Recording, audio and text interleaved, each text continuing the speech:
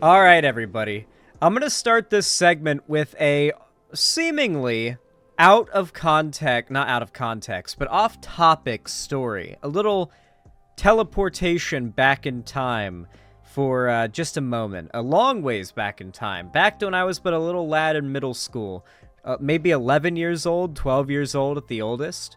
When I was coming home from 6th grade, and there were two things that I loved most as far as media consumption.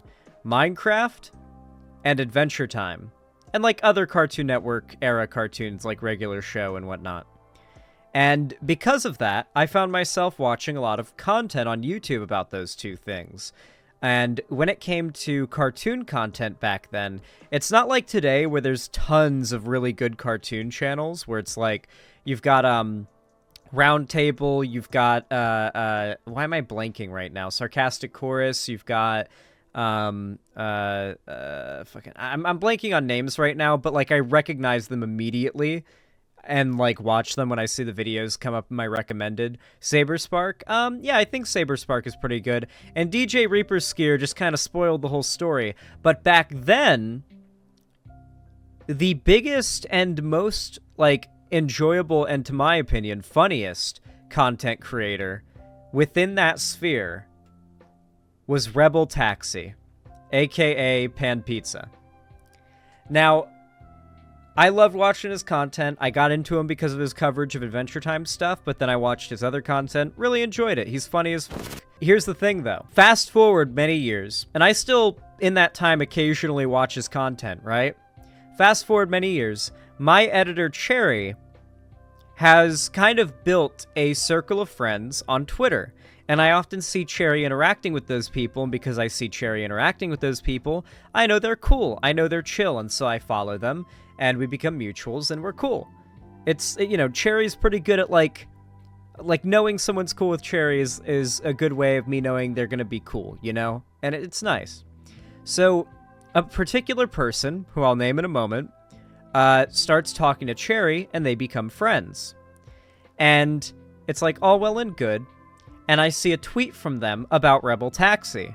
I reply like, "Oh yeah, are you a Rebel Taxi fan too?" Like, yeah, I liked his I've loved his content for a really long time. And I don't see the reply that I get to that message, but Cherry messages me and it's like, "Hey, can I call you?" I'm like, "Okay, sure." Cherry says, "You know that person that you replied to on Twitter? You know that's Rebel Taxi's partner, right?" Mind you, I've been talking to this person in a group chat for like months at this point, quite regularly, as like part of the group chat. And I was like, "What? Excuse me? Huh?" I was quite mind blown by that. It was quite the surprise to know somebody for like several months and to be friends with them, and then to find out that whole time they were friends with one of your favorite, like, childhood YouTubers. Or not friends, in a relationship with one of your favorite childhood YouTubers. That is quite the feeling, for sure. Regardless, though, the person in question goes by Neon Caffeine online, and he's a trans man who makes mostly content around animation. He does a lot of art and animation stuff online, and also posts pretty cool stuff on Blue Sky and Twitter. Obviously, I'm not on Twitter anymore, so I mostly just see their stuff on Blue Sky, but I figured this would be a good opportunity to give them a shout-out, because just about a week ago, they put out a video, Neon Caffeine put out a video that has gone pretty viral. 100,000 views in a week is pretty damn good. It's better than my channel does, especially when you, like, do the proportional sub count. And it is about the new anti-woke Bluey knockoff by the Daily Wire called Chip Chilla. Now, the thing is, I have not seen Bluey, and I have not seen this Chip Chilla show. Which means there's very little political commentary that I can give on it. The thing is, though, I've got a friend who's done a video that breaks down a comparison between Bluey and this Chip Chilla show, but it is not a political channel, explicitly. I'm sure there'll be some political arguments here, but no explicit, like, probably not, like, most of it, right? It's mostly going to be critique of the animation and how much of a cash grab it is. I imagine. I haven't seen the video yet, obviously. So what I assume is he'll be doing the animation critique and the informing of, like, the context needed to understand the comparisons of the show, and I'll be able to provide the political commentary. I believe I've got permission to watch this, considering Cherry's the one Cherry's the one that recommended I cover this on stream, and Cherry talks to Neon Caffeine more than I do. So, yeah. With that in mind, let's check out this video, because I'm genuinely really curious to find out what the deal is with this, like, soulless Daily Wire ripoff. Loved all trans men out there. Oh yeah, I'm stoned right now, so I've got no short-term memory, so I don't know if I mentioned it before, but Neon Caffeine is a trans man, yeah. Pretty based, pretty pog, pretty epic. We support our epic trans content creator friends, because that's based, and it's a good thing to do. Also, from what I've seen, his content's pretty good, so let's watch it. Alright, here we go. The anti-woke Bluey knockoff. I've never seen Bluey. Okay, final thing. Final background lore thing. The Fiona and Cake show had a character in it named Orbo, who everybody was freaking out because he was voiced by the same guy who voiced the dad in Bluey. And I was like, holy shit, you guys all watched that Australian cartoon. Okay. Alright, I mean, I haven't seen it, so I won't judge you, but okay. That's just surprising, I suppose. Anyway, let's watch the video.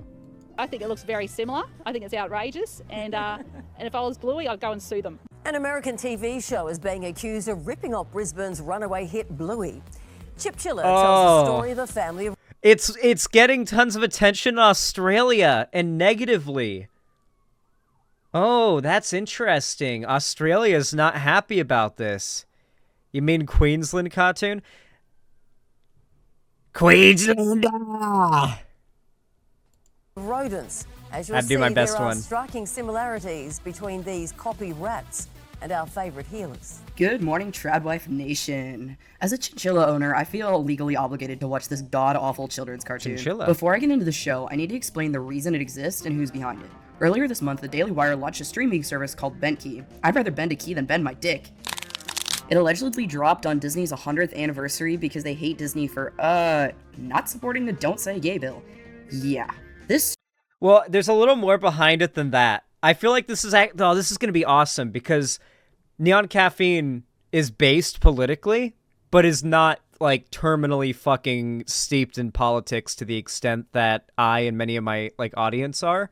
And so this is perfect for me to understand what the fuck the deal is with this chinchilla show and, you know, some context to it. And then also being able to give the political commentary. So the truth is that Disney, as a company, has the state of Florida by the balls. Due to contracts and legal agreements that have been codified over 100 years ago, if I'm not incorrect here, there's, like, Disney all but owns the land in Florida like it's a country. The amount of power and industry and wealth Disney pumps... Disney is Florida. 50 years ago? My bad. Disney is Florida. It just is. Disney is Florida. It's more like a city? Okay, thank you. They have an extreme amount of power within the land that they control. They've got, like, private police and stuff like that, for starters. But not only that, they have very powerful political influence, in that a lot of people like being in Florida due to the fact that tourism is a huge part of the industry. When you go and you talk to people, I've noticed this, you know, mainly since I moved out of Florida. When you go and you talk to people who live outside of Florida, they all want to move to Florida and get a job involved in tourism there. Whether it be involved, like, you know, something at, like, a water park, at Disney, or, like, just something involving tourism. And Disney brings all the tourism.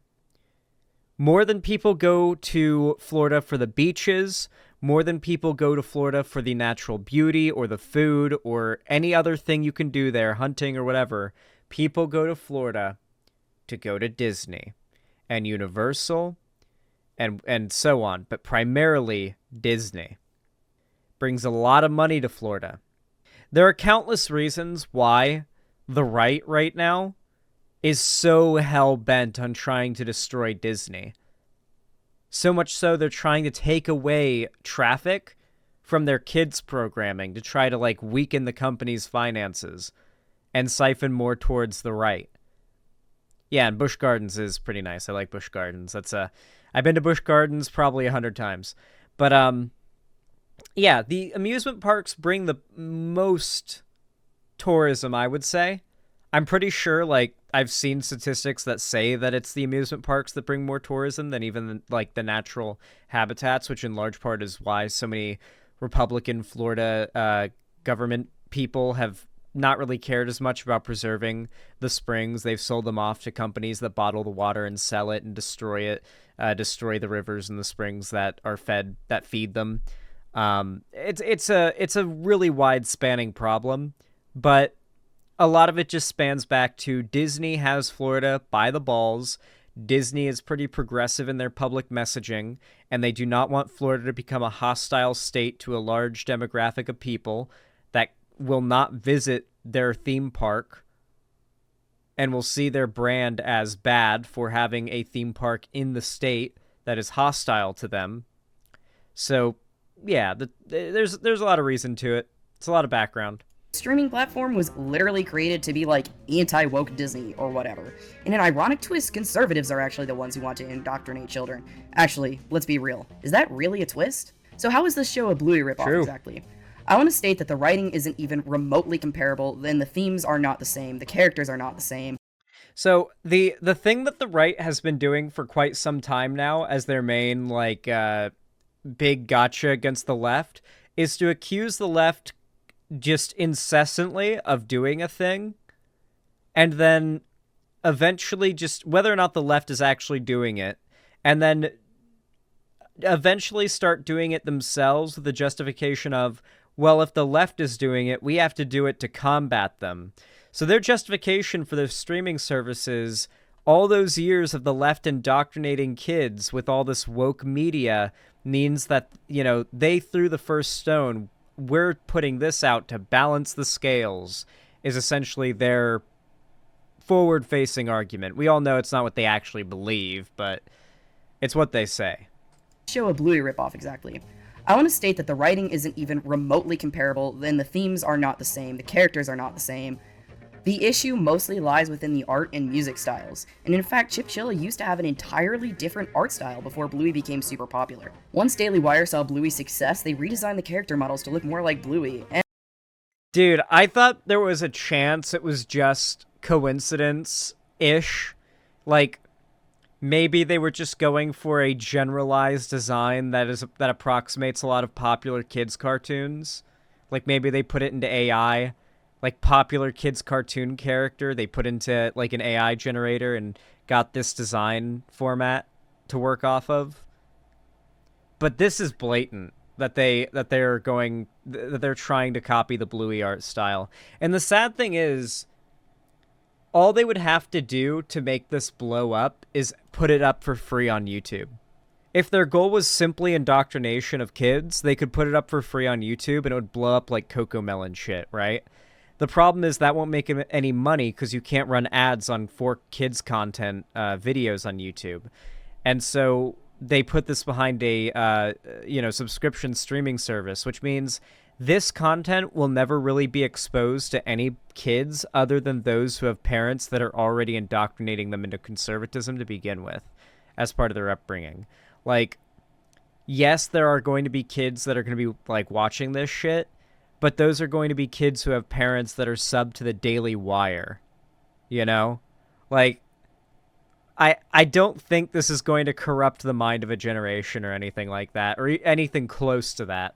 And honestly, they look a lot worse. That's pretty brazen of them. Speaking of brazen, that's actually the name of their animation team. I was pretty surprised to see that Brazen did the work on this crappy film school-esque project, given they've done super successful projects in the past such as Fortnite and Crash Bandicoot. I mean, look at this koi pond. The water is not moving. The koi are going to die. Must be like their the Z chinchillas team. are animal abusers. The backgrounds and characters are not nearly as nice or iconic as those in Bluey, despite the desperate attempt to emulate the hit show's style. So now you know why the show exists, but who is behind it? Oh, of course, Mr. Jeremy, okay, so the crazy thing about the Daily Wire is that all the people involved are failed media figures from a different aspect of the media sphere besides politics. Jeremy Boring is a failed filmmaker. He started the Daily Wire. He's like the co-host of it. And the Daily Wire's recent turn into making like movies and like theatrical productions that don't really go theatrical is because the guy who runs things always wanted to be a movie director but failed at that. Or sorry, screenwriter. I apologize. Shapiro is the failed director. So Boring is a failed screenwriter. That's why he's trying to turn this whole conservative grift with Daily Wire into a successful screenwriting career, and the same goes for Ben Shapiro with his failed director career, which he then turned into a successful conservative grift career, which he is now trying to turn once again into a successful directing career. The same goes for Michael Knowles, who there is a video of back when he did when he was in acting school, when he did a gay sex scene in a student film. All right. Here you go. Here's Michael Knowles in the student film he did where he does a gay sex scene. And it's actually like quite drawn out and quite hilarious to watch considering the future he ends up having. And yeah, there's contact and stuff. They're in that bed together in their underwear, and it's something. It's certainly something to witness. Anyway, that aside, you've also got, what's her name? Brett Cooper, who is also a failed actress who got involved with Daily Wire. I believe Matt Walsh was a failed author who got involved with he was a failed radio host, my bad, because the diaper, wrestling thing he would do as, the radio host. Anyway, all of them failed and fell out of mainstream media in some way or the other, resorted to doing conservative grift content, and are now trying to use that audience they've built to work their way and infiltrate their way back into the mainstream media sphere. Oh yes, I've seen that Bisudu. Hypothetically speaking, himself. Along with Shapiro, we have other incredible people working on this project, such as Rob Schneider and Matt Walsh. What an incredible cast. I definitely trust all of these people around children. Girls between the ages of 17 and 24 is when they're technically most fertile. Play the show this itself clip. Isn't outright telling you to commit a hate crime or anything like that, but it is clearly showing an idealized traditional lifestyle. It's a show about conservative values, but it's really so neutral. Where's the conservative episodes about strong national defense, free market economy, limited social welfare programs? The show follows a family of 5 chinchillas who homeschool. Well, because depending on the situation, conservative means conservatism and the conservative lifestyle means something different depending on what conservative you talk to and what audience they're talking to. If they just want to talk to a very neutral audience that isn't already, hasn't drunk a lot of the Kool-Aid, conservatism is just we care about trying to make it so as many Americans as possible are living that traditional family life, that traditional life where it's a husband and a wife and they got the 2 kids and the white picket fence. We're trying to go back to that classic era of America. And we just like family values and strong men. And, they talk about very vague concepts that really on their face seem extremely agreeable, but it's all just a way of trying to soften the politics to a new audience before you really let the big red pills in, Their kids, which is made so much worse with how insanely incompetent the parents are. Not to mention these guys literally never go outside. They walk across the street once in one episode to go talk to Matt Walsh. Here, I want to show you something. Yeah, I'm sure these kids will grow up to be well-adjusted members of society. Definitely don't need any socialization or friends as a kid. All you need is that Sigma grind. I like how this little, creature basically has, Stitch's face from Lilo and Stitch. It looks a lot like it, at least. They're not very inspired on this little creature's face. The ladybug dog.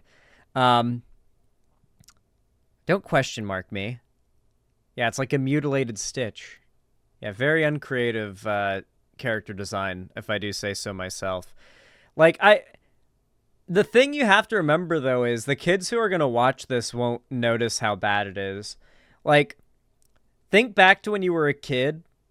You probably had, like when you would watch cartoons on, say, Cartoon Network or Nickelodeon, you definitely had shows you liked and shows you didn't like. I know I did. But it wasn't usually because you noticed any issues with the animation or whatever. When I was a little kid and it came out, I liked Fanboy and Chum Chum. I thought it was a bit annoying, but I'd watch it. I never noticed the animation being awful or anything like that. Nothing stood out to me as like cringe or awful, right? Like Johnny Test, looking back today, a lot of people see it as ass. I watched that and enjoyed it because it was better than the other stuff that was on TV when I didn't have fucking cable. I'm talking when Johnny Test was on Warner Brothers WB, that channel, because I didn't have cable. Or one of those boxes that let you like watch more channels than no cable that you have, but wasn't cable. So Johnny Test was one of the few cartoons I could actually watch on a Sunday morning. And yeah, it would be on a Sunday morning because that was when there would be cartoons on, when you didn't have cable. I grew up in that bizarre, like, transformative time between people don't have... Like, I was able to experience the era of not having fucking cable and having to watch stuff on VHS to being on, like, a computer and having, like, all the entertainment in the world at my fingertips, all in a very short period of time in my childhood. It's very bizarre. Anyway, kind of off topic, but gives you a little background.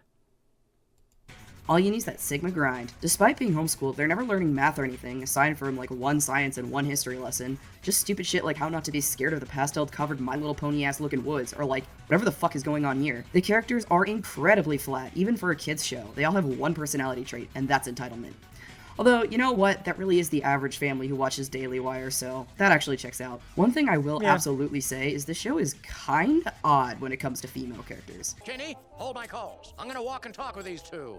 Certainly, Chief. But what do I know? I'm just a secretary.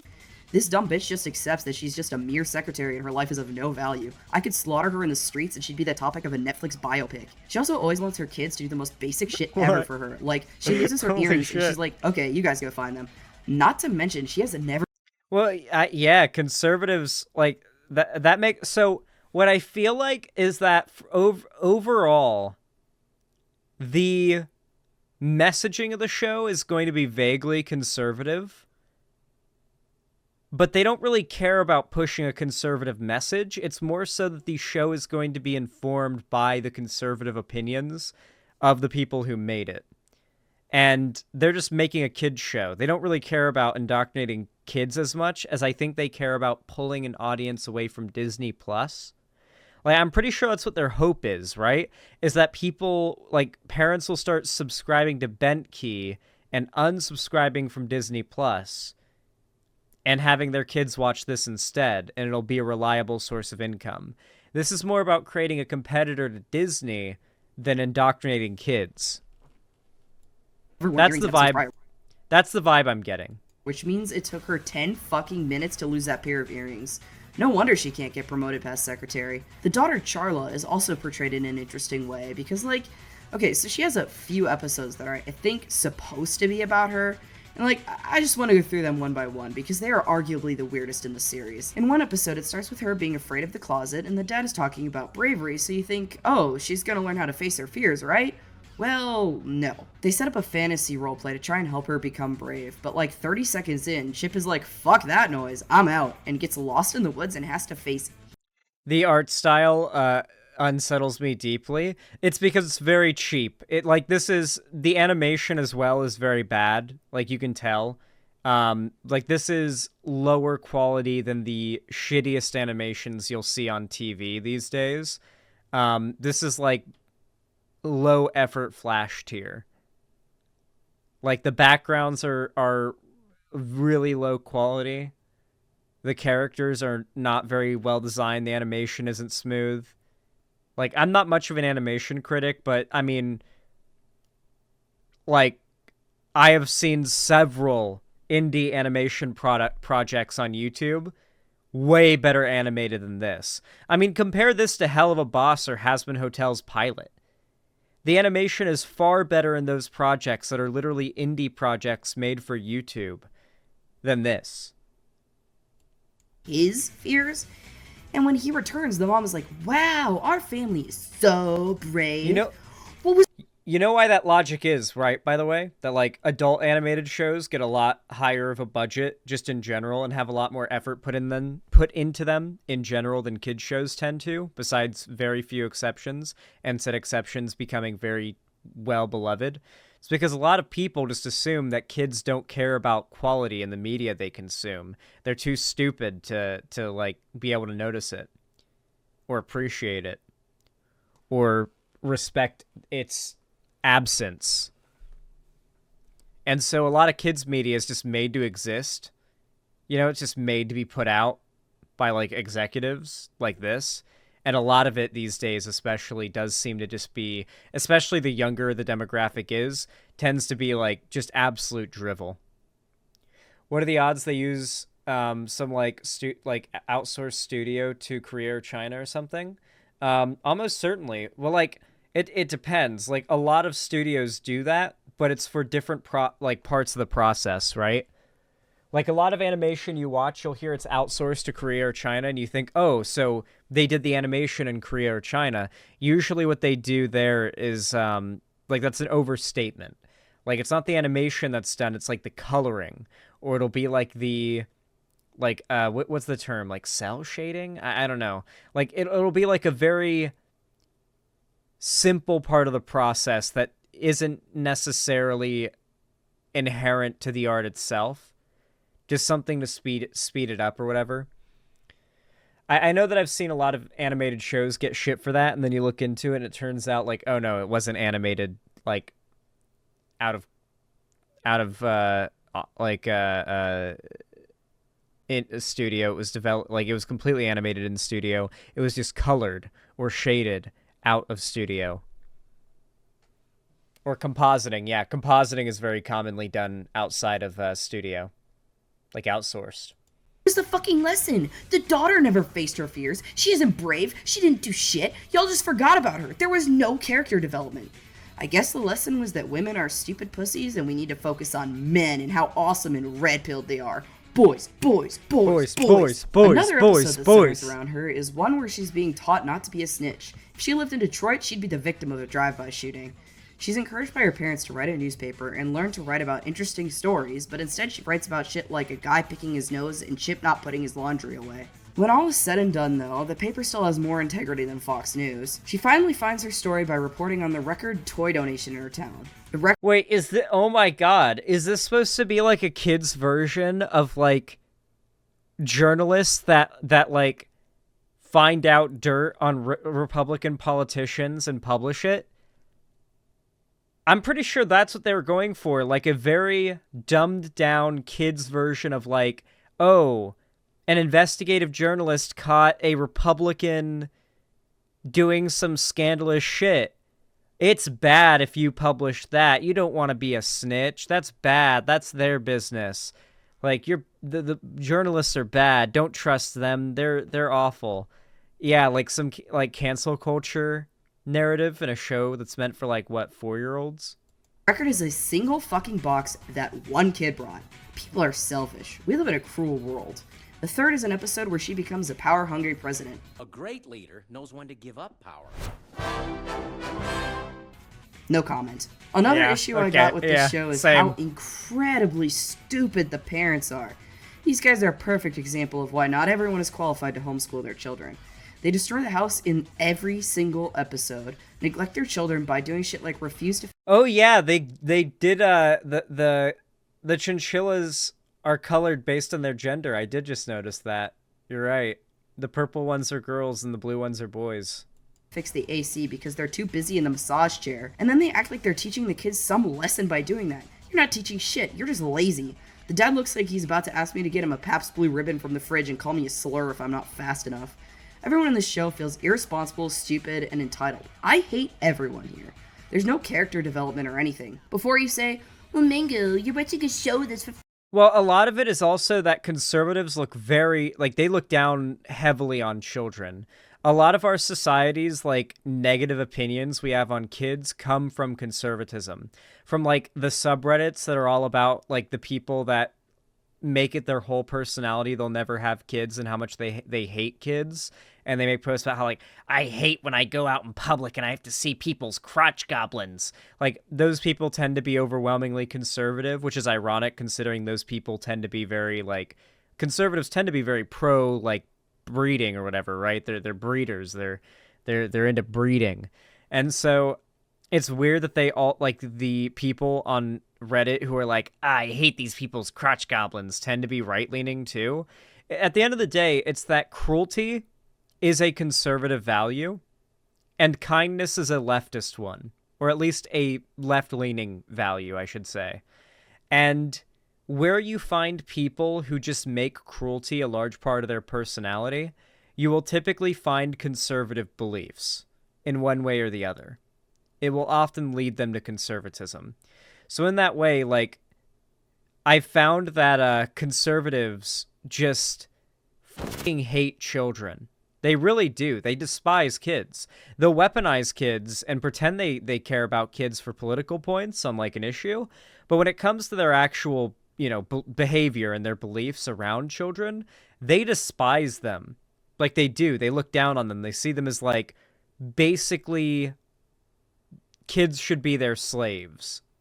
Like, adult conservative parents should have 100% control over their children, even once they become adults. Obviously, I went over recently that horrific video of the cop who had stalked and found his adult daughter, who was 18 years old, who was out on a date with her boyfriend, who was black, and he didn't approve of that. And so he pulled them over and then arrested her and kidnapped her against her will, despite the fact they didn't break any laws and did nothing wrong. All of this caught on video. She's screaming and crying like, you can't do this. I'm 18. I'm an adult. And he's a cop. He just abuses his power as a cop to hunt her down, find out where she's at, and arrest her, which is what it was determined to be kidnapping. He was not punished. But yeah, like, conservative parents in particular want dominion over their kids, even beyond childhood, but particularly when they're children. And as a political, like, belief overall, they view children as their property. 5-year-olds. Trust me, I'm painfully aware of that. But I also want to point out that Bluey is also a kids show, and manages to have dynamic plots and characters. What makes Bluey such a beloved show is that it can teach lessons to both adults and kids, and delve into the people who make Bluey don't hate children like conservatives do. A bit deeper and more valuable concepts in a kid-friendly way. Chilla completely... It's like, have you ever watched a movie or a TV show where you can just tell the creator hates women? Because the way that the women are written, the way they talk, and, like, you can just tell the director or the writer or just whoever is making the decisions behind everything with this, like, movie or show hates women. Like, it's that, but with kids, when it comes to a lot of conservative media like that. Like Harry Potter. True. He misses the mark with this. It's no less of corporate slop for children. I actually think it's the reverse with Harry Potter. I think that when reading Harry Potter, it's more obvious that J.K. Rowling hates men. The way she writes Harry's inner monologue is downright, like, disorienting at times. Like, I was Harry's age as I read those books, particularly when Harry starts to become insufferable. And that was J.K. Rowling attempting to write, like, a realistic teenage boy who's going through the little, like, the shithead phase. But, like, when you're a teenage boy and you're a shithead, at no point generally are you thinking maliciously. Teenage boys may act like pieces of shit, but they aren't malicious. They aren't, like, evil beings trying to figure out the way to cause the most chaos and be the worst, like, people they can possibly be. They're generally just trying to do what makes them happy. It's just very selfish, and they aren't capable oftentimes of recognizing the consequences of just pursuing what makes them happy, and what's the most fun for them. And so when you read Harry Potter, or at least from what I remember of reading Harry Potter, I remember reading Harry's inner monologue around how when he'd be doing bad things, like very shitty things that are somewhat emblematic of like a teenage boy, and it would just be evil. His thought process would be cruel. Like we'd hear Harry's thoughts and he'd think a cruel comment about Hermione, or a cruel comment about his best friend Ron, or his appearance, or his behavior, or his fears. Like Harry in the books is cruel and manipulative and a dick down to his inner monologue. And it's a very clear signifier of how J.K. Rowling thinks men think. And it's a clear indication that J.K. Rowling hates men. So if you notice that tendency, basically it's the same thing for conservatives with kids in media that they make. And then Coco Melon. If I see someone get nostalgic for Chipchilla or Coco Melon, I'm giving up. It's game over. I don't want to be here anymore. God, this generation is doomed. The lessons themselves aren't really that bad, but the way they go... Well, Harry's not the narrator of Harry Potter. It's told from like a... Harry Potter is told from like a omniscient perspective. We even know the character's thoughts, besides Harry's. Like, I'm pretty sure, if I'm not mistaken, I'm pretty sure we even hear Hermione, Ron, and other characters' thoughts. We have, like, I'm pretty certain, a completely omniscient view when you read Harry Potter of all the characters, what they're saying, what they're doing, and what they're thinking. About teaching them are below mediocre and generally just portray adults as incompetent. I feel like this is going to end up breeding kids with authority issues who disrespect their teachers because they think all adults are stupid. This show has literally been out for 1 day as I'm posting this, and the reception has been less than good, especially from Australia. Pretty much. I'm so glad that animation YouTube is ripping this shit apart. It's a big part of what will allow for the right to die off in this current era of cultural dominance they've experienced, the red pill stuff, and like the Daily Wire, what is a woman, transphobia stuff blowing up. Like, the big important thing is that normie mainstream YouTubers be dunking on right-wing products in some way, shape, or form, and that is what's happening here. What's the Saberspark quote? Is it worth stopping to read? I feel like this is going to end up breeding kids with authority issues who disrespect their teachers because they think all adults are stupid. This show has literally been out for 1 day as I'm posting this, and the reception has been less than good. An actual lesson in the show: put your toys away or your family will break them in retaliation. No, yeah, that's like unironically conservative. Yeah, no. Like, there was an entire YouTube series that parodied abusive conservative dads that destroy their kids' like items as punishment. It's called the Psycho series. It's one of the best ARGs on all of YouTube. Yeah, no, like it's like a known thing that conservative parents see destroying their children's property and like just absolutely devastating their kids' minds and emotions by doing so as like a very enjoyable thing to do. Like, most conservative parents that post about disciplining their kids talk about how they enjoy doing it. They see it as like almost nostalgic. Like they've in some way compartmentalized their abusive upbringing into a nostalgic thing that they feel responsibility to instill the same experience in their kids. A lot of conservative parents think that way with spanking, with like belts and whatnot. Especially from Australia. Pretty much everyone is unhappy that a crappy cartoon made by...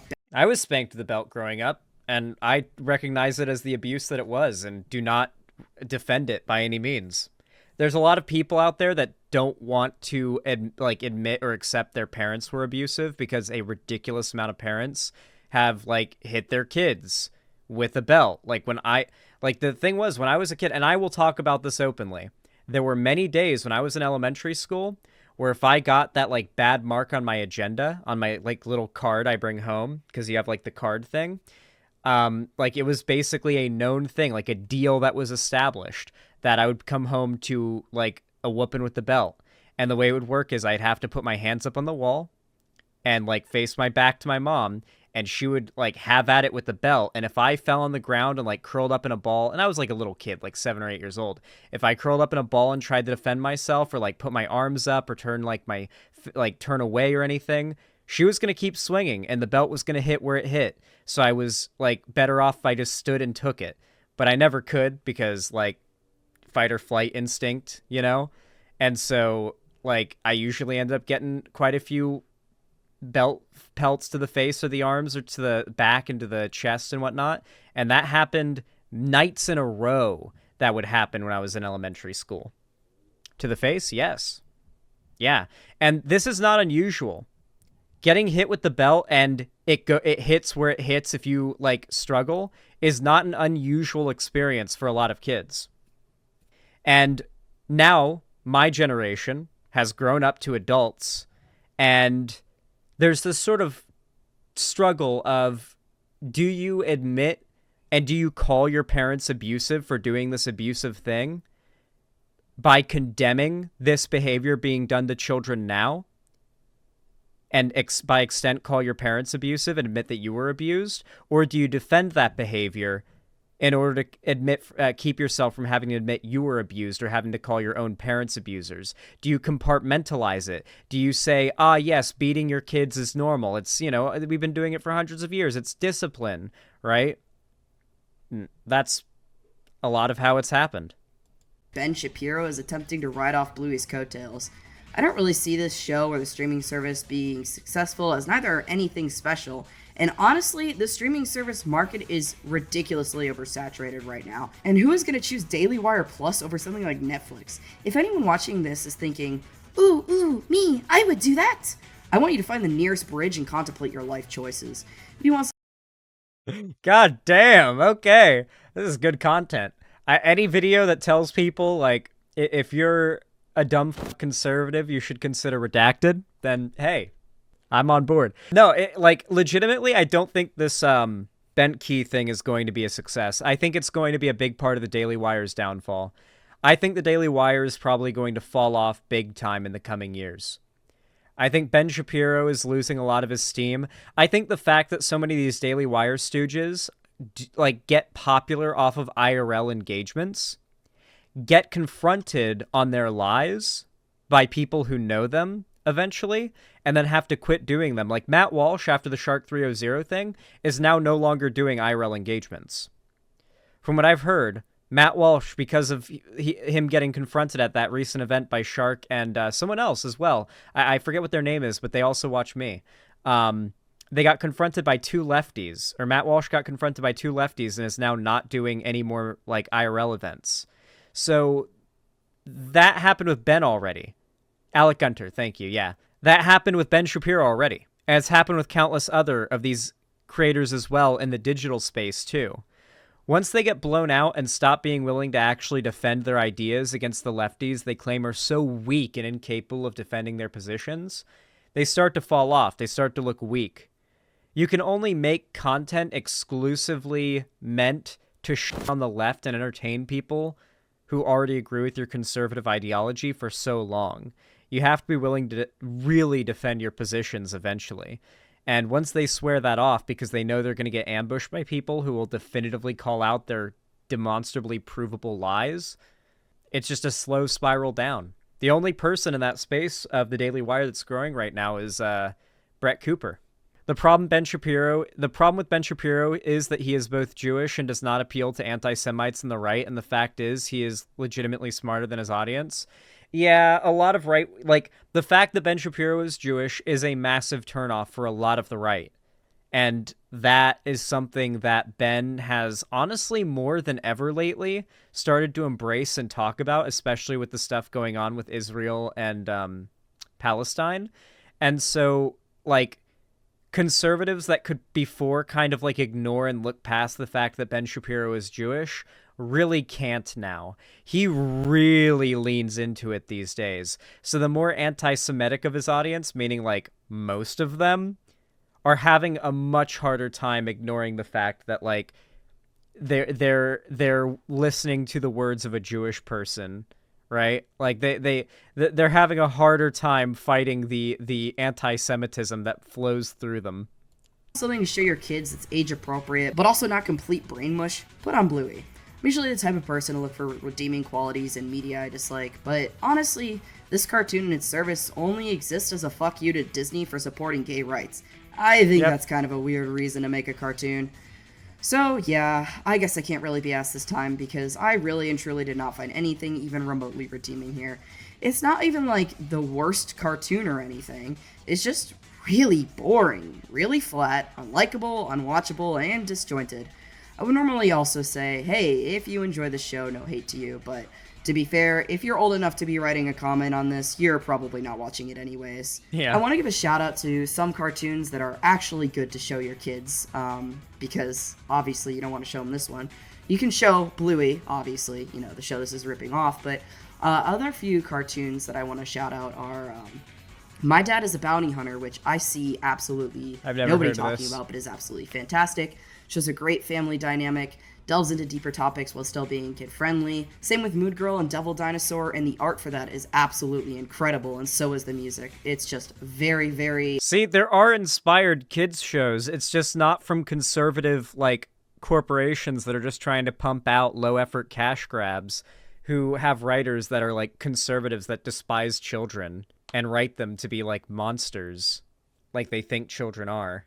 There is still good stuff out there. Attention grabbing while also being very, very good. And then, of course, the classics like Chowder, Flapjack, Adventure Time. There's a lot more.